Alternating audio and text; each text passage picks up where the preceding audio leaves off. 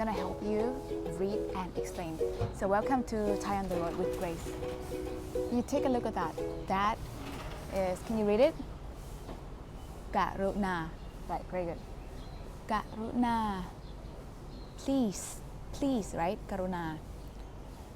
Another word is โปรด โปรด same word.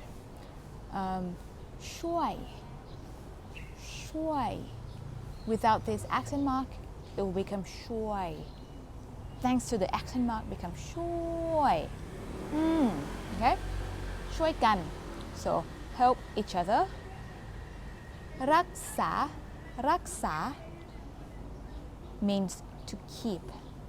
Raksa has another meaning. It also means to cure somebody. So to treat a patient, to cure a wound. Like I have a wound here, right here. I'm gonna raksa it. I'm gonna cure it. I'm gonna, take care of it. Very good. So ความสะอาด ความสะอาด what's that? สะอาด means clean. To be clean, right? So an adjective, clean. ความสะอาด ความ makes it a noun.